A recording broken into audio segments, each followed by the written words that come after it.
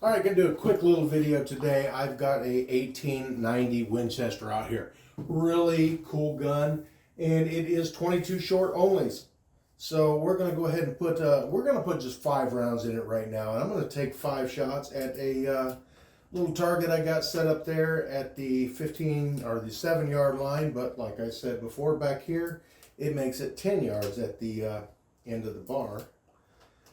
I've got some Aguila 22 super extra shorts here. These are 29 grain copper plated bullets, and we're going to take just a couple accuracy shots here and see how it does. This is a slide action or pump action. So I've got it at half cock.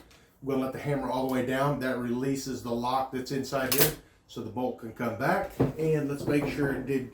Yep, it fed one in there, and we're going to go ahead and put it in the chamber, and it's ready to fire right now.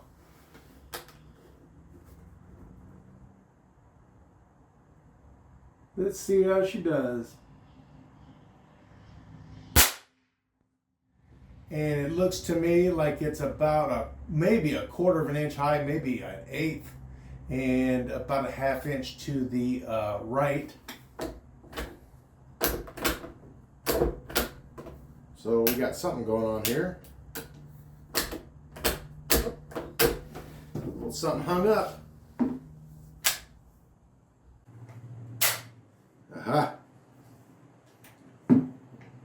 So it appears to me like the chamber on this thing is in kind of bad shape, which is kind of what I suspected when I was cleaning it out, because that round is hung up in there. See if we can get it worked out of there a little bit. So this little 22 short case here appears to have swelled enough to get hung up in there.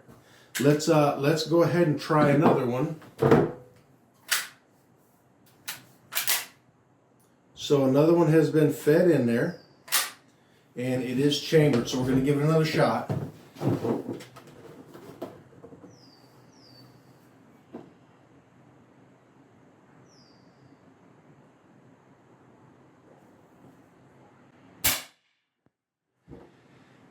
And that one is maybe an 1/8 inch low and about the same distance to the left. Let's see if this one gets hung up too. Yeah. So there's an issue with the chamber on this gun. It is just not gonna let, yeah, it's not gonna let that round out of there. So we've definitely got an issue now, because there's a round that's in there. Yeah, not the best situation going on here. I've got one stuck in the chamber, and I've got another one that's been picked up by the lifter and is ready to go. I had to do some finagling to get this out of there. Okay, so I finally got that round dug out of there. Now, not the best way to take this apart.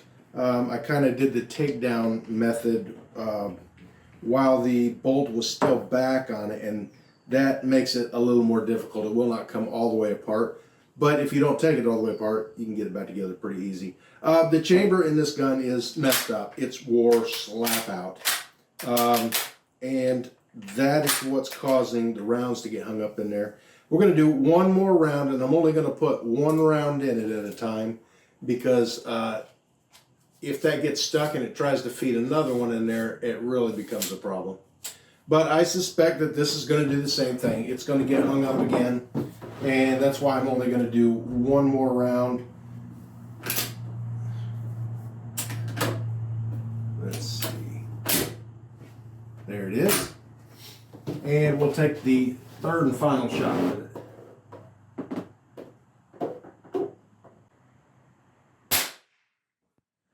And that one is a little bit lower, but they're all kind of in the center second ring there anyways.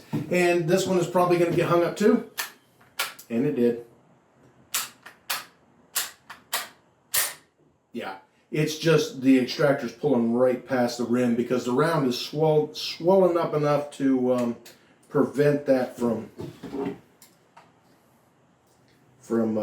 being able to pull it out of there. give you a close-up of these 3 rounds.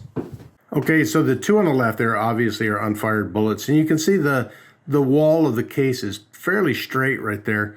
And if you look at these other 3 right here, they're kind of, I guess, bulged out a little bit. You can see a little bit of a belly on the one side and the left side of that one, where it's just kind of bulged out.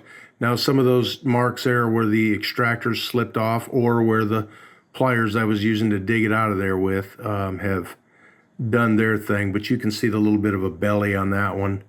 And let's see on this third one here.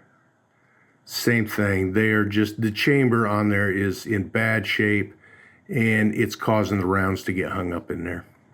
So this one will be an excellent candidate for a rechambering or a whole barrel re-sleeving, because it's the barrel's in pretty good shape on this one. The rifling is pretty good. It's still got some rust pits and everything in it, but the biggest problem is that chamber right there. And I had another rifle years ago that had had the exact same thing happen. It was a Winchester. It was a single shot, and it was a very, very old one also. And a new sleeve in it, and recutting the chamber in it made it shoot just like a brand new one again.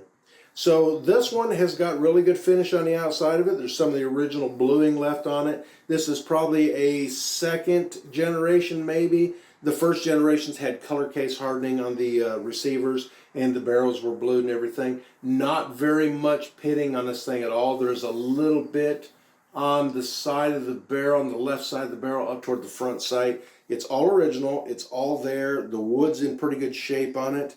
And yeah, it's not bad at all. The butt plate on it does have some pitting in it, and it could use a good sanding, polishing, and rebluing, but it definitely has to have a new sleeve put in it, because it's just not going to be enjoyable with it like it is. Anyways, thanks for taking a look at this old 1890 Winchester, or this one is called a Model 1890. I think the newer ones were called Model 90s, just because they wanted to get into the new century and get out of that 1800s era. This one was manufactured in 1909. Very cool little gun. It just needs a little TLC. Thanks for watching Small Caliber Arms Review. If you could, reach up here and hit that button to check out some other videos, and hit the little round one down there to subscribe if you haven't already. Thanks for watching.